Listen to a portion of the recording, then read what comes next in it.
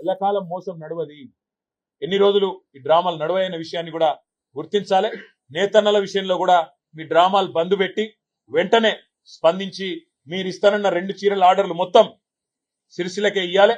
అదే విధంగా ఇలా మీరు మోసం చేస్తా ఉన్నారు మైనారిటీ సోదరులను కూడా.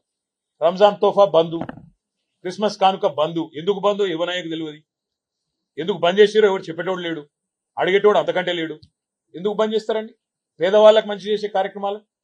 అందుకే నేను అనేది మూర్ఖపు ప్రభుత్వం, దివాలాకోరు రాజకీయం, అది తప్ప మీకు తెలిసిందేమీ లేదు. తప్పకుండా దీనికి అనుభవిస్తారు ఫలితం అనే మాట కూడా చెప్తూ పాత్రికేయ మిత్రులందరికీ కూడా హృదయపూర్వకంగా ధన్యవాదాలు. నమస్కారం.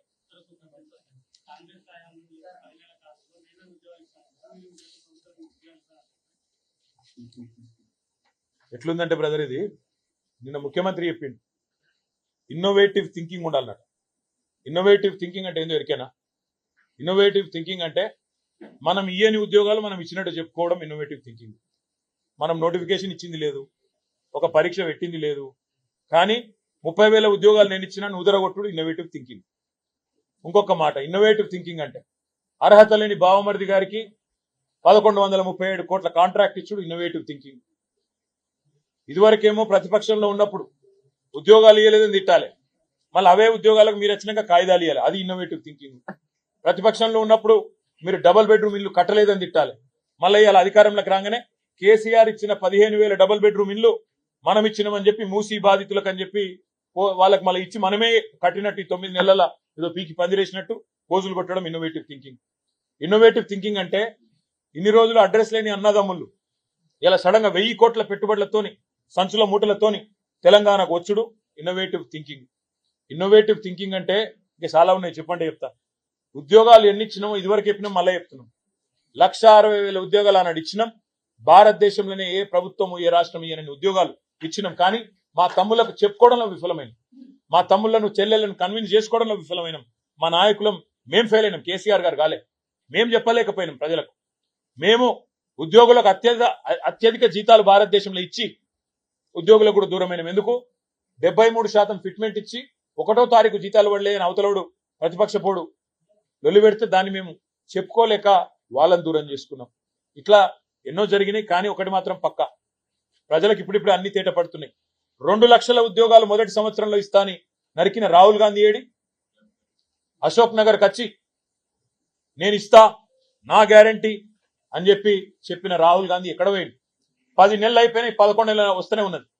మరి మొదటి సంవత్సరంలో 2 లక్షల ఉద్యోగాలు అన్నావు, 2 ఉద్యోగాలను ఇచ్చినవా ఇప్పటి వరకు? చెప్పమని చెప్పి నేను ముఖ్యమంత్రిని డిమాండ్ చేస్తా ఉన్నా. 2 లక్షల ఉద్యోగాలను మోసం చేసిన 2 ఉద్యోగాలు వచ్చినాయి.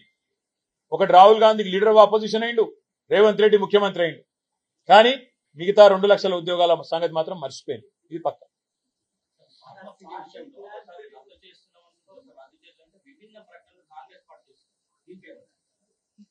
ఫార్మా సిటీని రద్దు చేస్తాం, హైదరాబాద్ ఫార్మా సిటీని రద్దు చేస్తామని చెప్పి కాంగ్రెస్ పార్టీ చాలా స్పష్టంగా ఎన్నికలకు ముందు ఇబ్రహీంపట్నంలో, మహేశ్వరంలో, రాష్ట్రంలోని పలు వేదికల ద్వారా రేవంత్ రెడ్డి, కోమటిరెడ్డి వెంకటరెడ్డి, కోదండ్ రెడ్డి, చాలా మంది కాంగ్రెస్ పార్టీ నాయకులు చాలా స్పష్టంగా చెప్పారు, హైదరాబాద్ ఫార్మా సిటీ రద్దు, మేము ల్యాండ్ తిరిగి రైతులకే తిరిగి చెల్లిస్తాం, ఇచ్చేస్తాం, ఫార్మా సిటీలో ప్రభుత్వం రియల్ ఎస్టేట్ వ్యాపారం చేస్తుంది అని ఇష్టం వచ్చినట్టు మాట్లాడి. నేను ఇవాళ ఈ ప్రభుత్వాన్ని అడుగుతా ఉన్నా, మీరే కదా ప్రభుత్వం వచ్చిన తర్వాత ఫార్మా సిటీ రద్దు అని శ్రీధర్ బాబు గారు మంత్రిగా ఆయన ప్రకటన చేసిండు, ముఖ్యమంత్రి గారు చెప్పినాడు ఫార్మా సిటీ రద్దు అని చెప్పినాడు, కోమటిరెడ్డి వెంకటరెడ్డి చెప్పినాడు ఫార్మా సిటీ రద్దు అని చెప్పి, ఈరోజు హైకోర్టులో ఆ రైతులు పోతే ఫార్మా సిటీ ఉన్నదా లేదా అని రైతులు పోతే ఇదే ప్రభుత్వం హైకోర్టులో నిన్న పిటిషన్ వేసింది, ఫార్మా సిటీ రద్దు కాలేదు, అట్లే ఉందని. నేను ఈ ప్రభుత్వాన్ని ఒకటే సూటిగా అడుగుతా ఉన్నా, ముఖ్యమంత్రి ఇవాళ రేపు ఏం మాట్లాడినా ఎక్కడ మాట్లాడినా ఉన్న సిటీ గురించి మాట్లాడతలేడు, future city, AI city, 4th city అని మాట్లాడుతుంది. ముఖ్యమంత్రి రేవంత్ రెడ్డి చెప్పు, శాతనైతే నీ భాషలో చెప్పాలంటే మొగోడివైతే చెప్పు, 1 ఎకరం సేకరించిన ఆ భూసేకరణ చట్టం కింద నీ ప్రభుత్వం వచ్చినాక నువ్వు చెప్పే ఫ్యూచర్ సిటీ కానీ, నువ్వు చెప్పే 4th సిటీ కానీ, నువ్వు చెప్పే ఏఐ సిటీ కానీ, నువ్వు చెప్పే జూ పార్క్ కానీ ఒక్క ఎకరం భూమి సేకరించినవా? మరి ఒక్క ఎకరం భూమి సేకరించకపోతే అది మేము గతంలో ప్రతిపాదించిన హైదరాబాద్ ఫార్మాసిటీకి సంబంధించిన భూమి అయితే దాన్ని ఇతర అవసరాలకు ఎట్లా మళ్లిస్తావు? ఎట్లా నువ్వు న్యాయ వ్యవస్థని, న్యాయమూర్తులను తప్పుదోవ పట్టిస్తున్నావు? ఇవన్నీ ప్రజలు గమనిస్తా ఉన్నారు. నువ్వు గతంలో చెప్పిన మాట నిజమే అయితే, ఫార్మాసిటీ రద్దు, నేను తిరిగి భూములు వెనక్కిస్తా అన్న మాట నిజమే అయితే ఆ పని చెయ్యి. అట్లా కాకుండా నేను 4th సిటీ కడతా, 5th సిటీ కడతా, ఇంకేదో కడతా, మా 4 బ్రదర్స్ కి రియల్ ఎస్టేట్ దందా కోసం దీన్ని వాడతా అంటే మాత్రం రైతులు ఊరుకోరు. ఏ రైతులైతే నీకు ఓటేసి ఇబ్రాహీంపట్నంలో ఇంకా ఇతర ప్రాంతాల్లో గెలిపించినరో వాళ్ళే నీ పార్టీ అంతు కూడా చూస్తారు. ఇంకొక మాట కూడా నేను అడుగుతా ఉన్నా, రేపు కోర్టులో ప్రభుత్వం స్పష్టంగా చెప్పాలి, లక్షలాది మందికి ఉపాధి కల్పించే ఫార్మాసిటీ కడుతుండ్రా లేదా? రెండో మాట కూడా నేను అడుగుతా ఉన్నా, కోర్టు కూడా నోటీస్ చేయాలని చెప్పి కూడా నేను విజ్ఞప్తి చేస్తా ఉన్నా న్యాయమూర్తులకు. ఫార్మాసిటీ ఆనాడు 14,000 ఎకరాలు 7 ఏళ్లు కష్టపడి మేము రైతులను మెప్పించి నానా తంటాలు పడి సేకరించిన 14,000 ఎకరాల్లో 64,000 కోట్ల పెట్టుబడులు రావాలని, లక్షలాది మందికి ఉద్యోగ ఉపాధి అవకాశాలు రావాలనే ఒక ఆకాంక్షతోని మేము ఆనాడు ఫార్మాసిటీని ప్రతిపాదించినాం. ఇవాళ నేను న్యాయమూర్తులను కూడా కోరుతా ఉన్నా, దయచేసి మీరు గమనించాలని చెప్పి కూడా వేడుకుంటా ఉన్నా. ఫార్మాసిటీ అనేది 14,000 ఎకరాలు మేము ఏదైతే సేకరించినామో అది కండిషనల్ ల్యాండ్ అక్విజిషన్.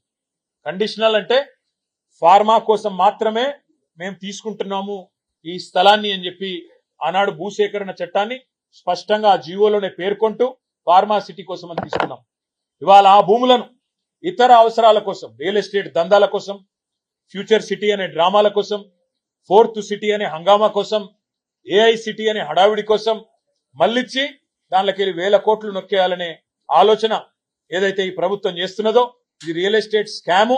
దీన్ని దయచేసి గౌరవ న్యాయమూర్తులు కూడా గమనించాలని చెప్పి కూడా నేను కోరుతా ఉన్నా. ఈ భూ దందాలను తప్పకుండా మేము కూడా బయట పెడతాము. సమయానుకూలంగా ఎవరెవరు ఇందులో జోక్యం చేసుకున్నారు, ఎట్లా జరుగుతున్నది, ఏం జరుగుతున్నదో కూడా చెప్తాం. కానీ ఫార్మాసిటీ విషయంలో మాత్రం ప్రభుత్వాన్ని నేను అడుగుతా ఉన్నా.